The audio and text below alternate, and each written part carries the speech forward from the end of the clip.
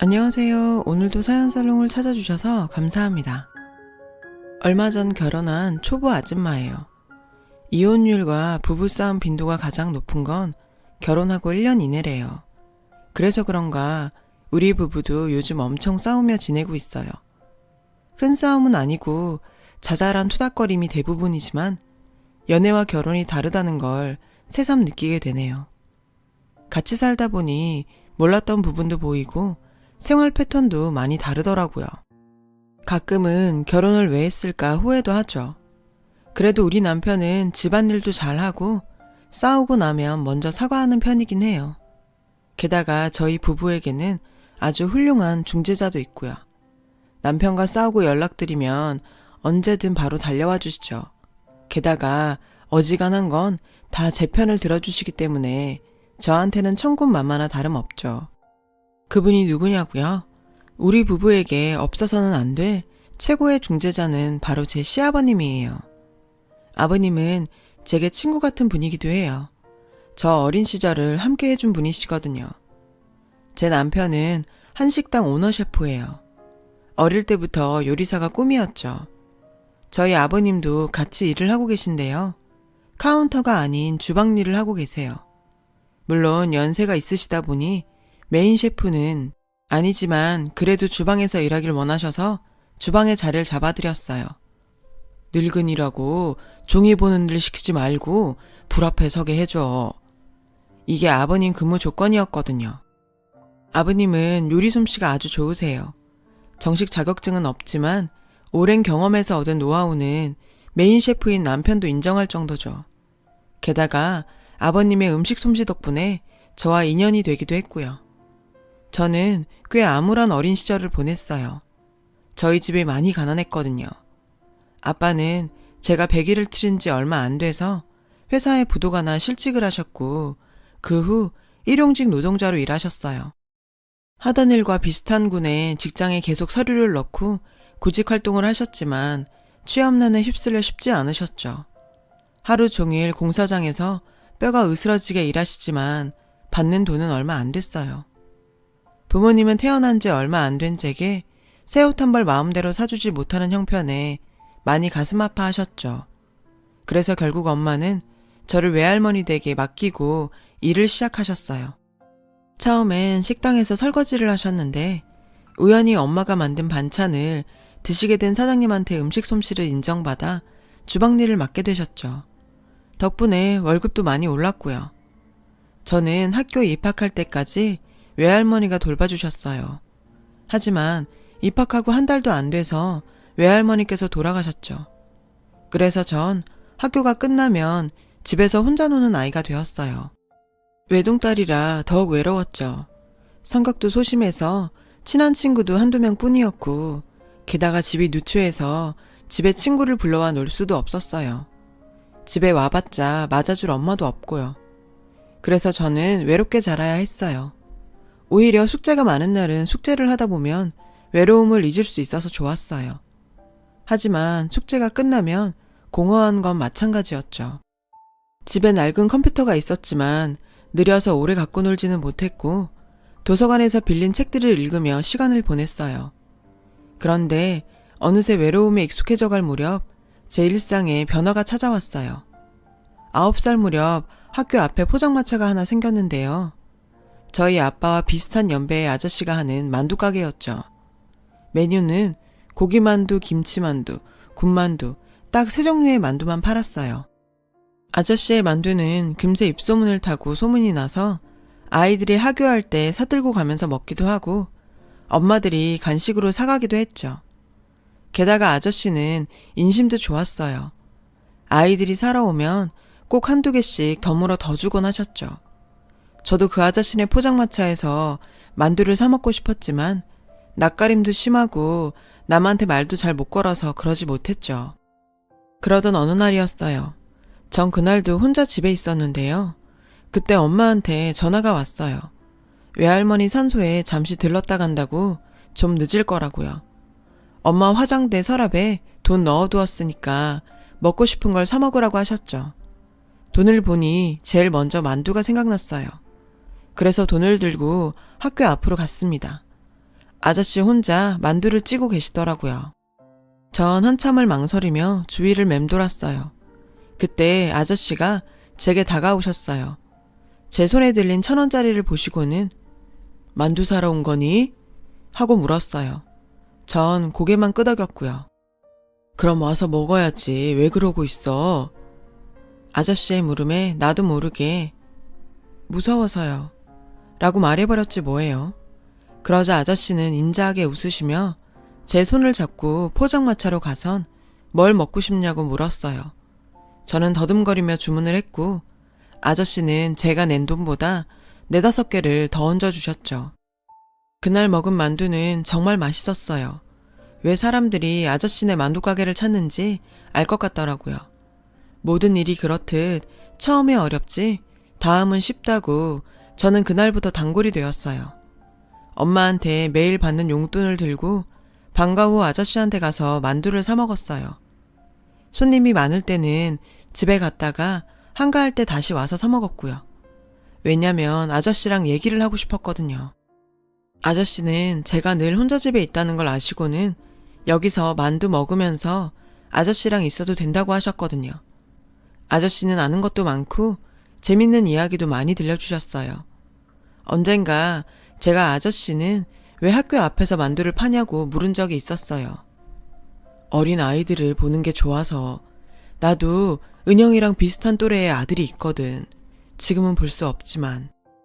이렇게 말하는 아저씨 모습이 왠지 슬프게 보여서 저는 더 묻지 못했어요. 어린 나이였지만 아저씨한테는 남모를 가슴 아픈 사연이 있다는 걸 알 수 있었거든요. 우리 집은 형편이 나아지고도 이사를 안 가고 그 동네에서 쭉 살았어요. 그래서 전 고등학생이 돼서도 내내 아저씨와 함께 했죠.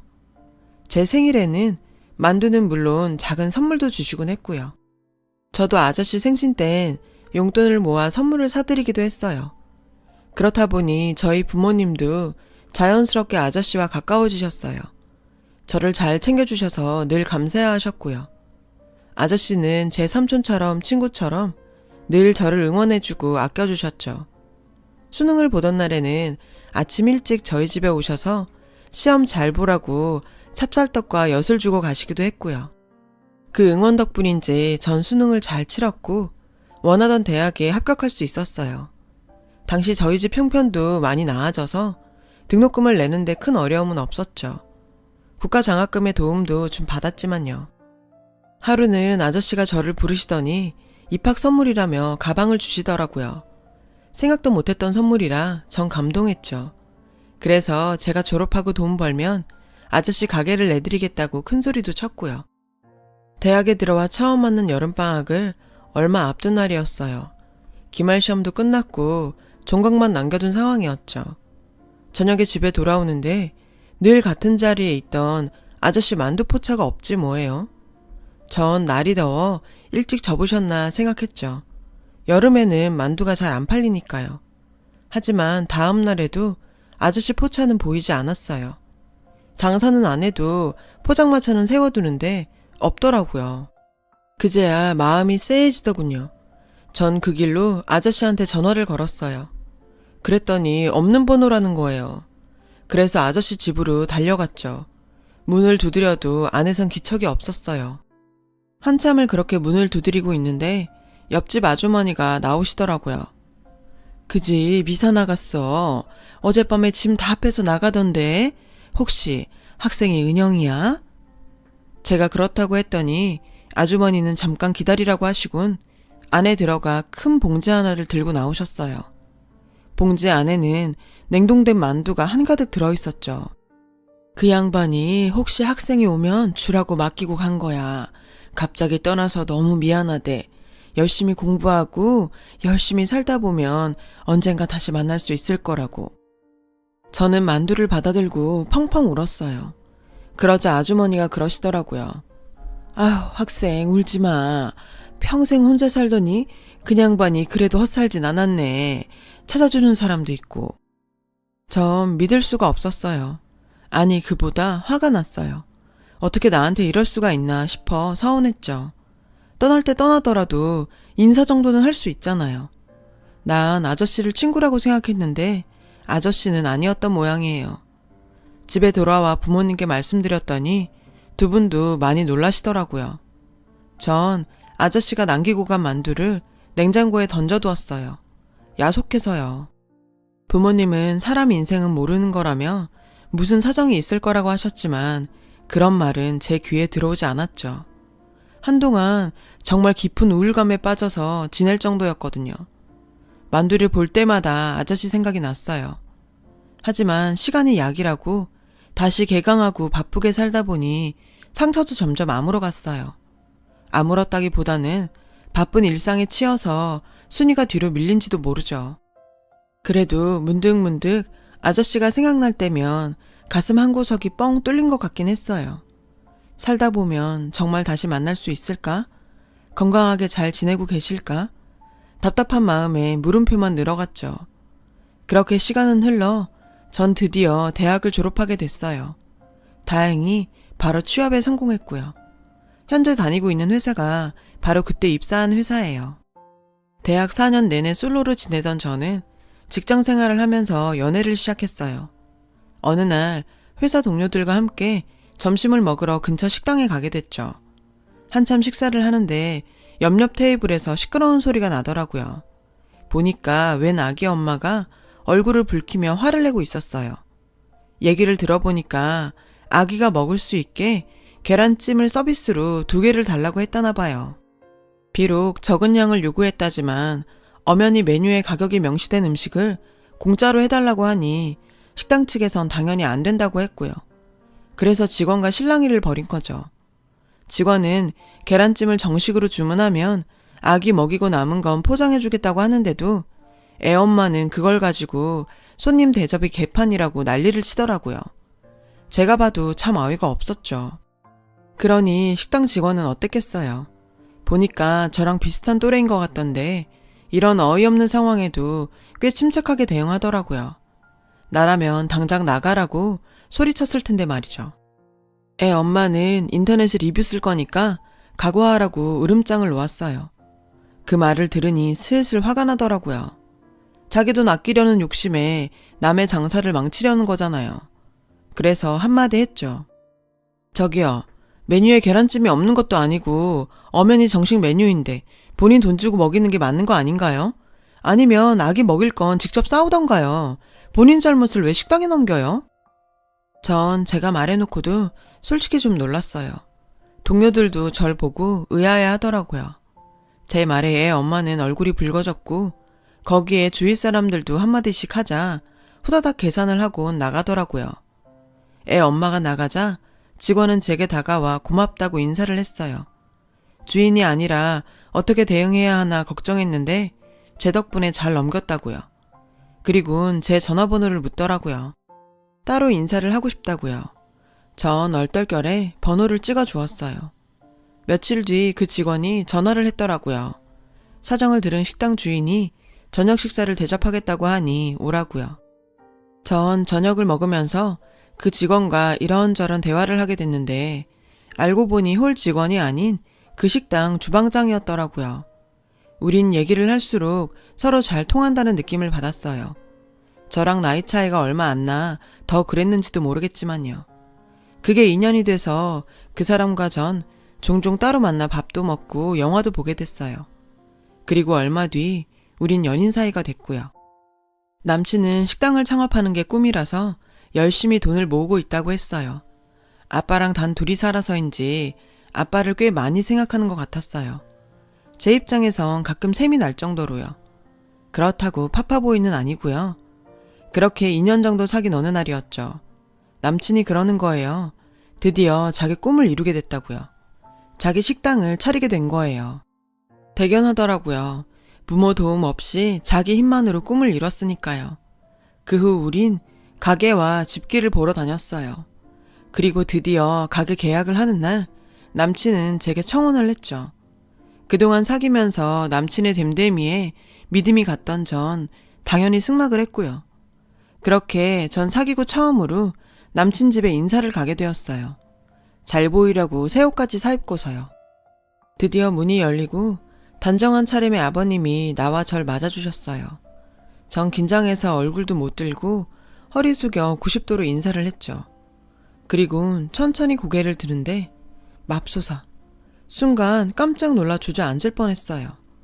글쎄 제 눈앞에 8년 전 말없이 사라진 만두 아저씨가 서 계시지 뭐예요. 아저씨도 절 알아보시곤 깜짝 놀라시더라고요. 은영아, 네가 어떻게 여길? 아저씨! 저는 아저씨를 덥석 안고 투정을 부렸어요. 왜 말도 없이 떠났냐고요. 아저씨는 제 등을 토닥여주시며 한참을 미안하다고 하셨죠. 남친은 저와 아저씨를 진정시키고는 두 사람이 어떻게 아느냐고 물었어요. 그래서 전 아저씨와 제 이야기를 해주었죠. 얘기를 들은 남친은 놀라더라고요. 그럴만도 하죠. 이게 보통 인연인가요? 저는 남친을 통해 제가 몰랐던 아저씨에 대한 얘기를 들을 수 있었어요. 아저씨와 부인은 남친이 어릴 때 이혼을 했대요. 아저씨가 제가 살던 동네를 이사를 온 게 그 무렵이었고요. 남친은 엄마를 통해 이혼 사유가 아빠의 도박 때문이라고 들었고 어린 마음에 아빠를 많이 원망했었대요. 그러다 고등학교 시절 집으로 찾아온 어떤 아저씨를 만나게 됐죠. 그 사람은 엄마의 전 애인이었대요. 알고 보니 엄마는 아빠랑 살던 중 외도를 했고 그래서 이혼을 하게 된 거였죠. 하지만 친정이 잘 살았던 엄마는 경제력을 앞세워 아저씨를 압박했고 가난했던 아저씨는 아들의 장래를 위해서 순순히 양육권을 포기하셨대요. 모든 진실을 알게 된 남친은 그날부터 아르바이트를 시작해 돈을 모았죠. 언젠가 아빠를 찾아가려고요. 그러던 중에 먼 친척을 통해 아저씨와 연락이 닿았던 거죠. 다행히 친척분이 살 곳을 마련해 주어서 부자는 함께 살 수 있게 됐고요. 제가 아저씨와 헤어지게 된 그날부터요. 아저씨는 울어서 눈이 퉁퉁 부은 절 위에 얼음주머니를 만들어주셨어요. 미안하구나. 그때 상황이 워낙 빠르게 돌아가서 너한테 제대로 설명도 못하고 올 수밖에 없었단다. 아저씨의 사정을 다 듣고 나니 서운한 마음은 싹 사라지고 오히려 잘 됐다는 생각이 들었어요. 덕분에 제가 그렇게 좋아하던 아저씨를 시아버지로 모시게 됐잖아요. 이런 상황을 기뻐하는 건 아저씨도 마찬가지였어요. 내가 우리 집 며느리가 된다니까 얼마나 좋은지 모르겠다. 안 그래도 딸 삼고 싶었는데 잘 됐어. 남친은 남친대로 제게 고맙다고 하더군요. 제가 아니었으면 아버지 혼자 많이 외로웠을 거라고요. 아버지 곁을 지켜줘서 고맙다고요. 그날 저는 집으로 돌아와 부모님께 이 사실을 전했어요. 제 얘기를 들으시곤 엄청 놀라셨죠. 세상에 무슨 이런 인연이 다 있냐고요. 하긴 저도 가끔 실감이 안 나니까요. 그리고 드디어 상견례 날이 되었어요. 우리 부모님과 아저씨는 보자마자 얼싸안고 재회의 기쁨을 나누셨죠. 이상가족 상봉처럼요. 그러면서도 서운했던 마음도 전했어요. 아무리 그래도 그렇게 떠나는 건 아니죠. 우리 애가 얼마나 힘들어했는데요. 엄마는 아저씨를 향해 투정하듯 말했어요. 그러면서도 이렇게 극적으로 만나려고 그때 헤어졌던 게 아닌가 생각한다며 사돈으로 만난 걸 무척 반기셨어요. 오랜만에 회포를 푸신 양가 부모님들은 본격적으로 결혼 얘기를 시작하셨죠. 아저씨는 서로 사정을 뻔히 아는 사이에 거칠게 할 거 없다시며 예물이며 예단이고 필요 없으니 하나도 들고 올 생각 말라고 하셨어요. 잘 키운 딸을 보내주시는 것만으로도 감사하다고요. 하지만 저희 부모님은 자식이 여럿 있는 것도 아닌데 후회 안 되게 보내고 싶다고 너무 마음 쓰지 말라고 하셨죠. 상견례 자리는 그렇게 화기애애하게 마무리됐어요. 그리고 결혼식이 얼마 남지 않은 어느 날이었죠. 낯선 번호로 전화가 온 거예요.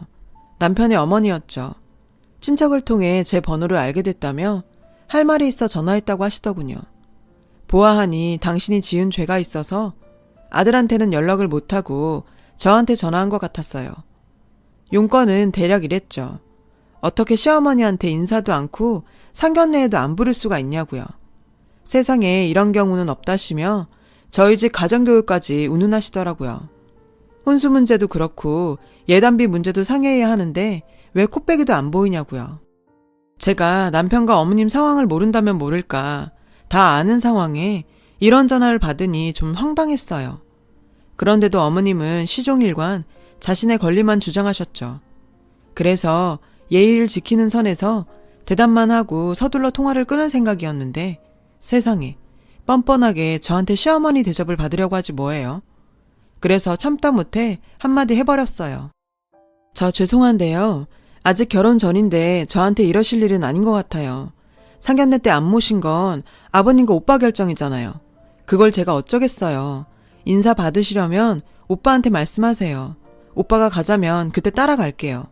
제가 시댁 가정사에 이러쿵저러쿵 할 입장은 아닌 것 같으니까 그 문제는 오빠하고 상의하시고요. 결정되면 그때 인사드릴게요.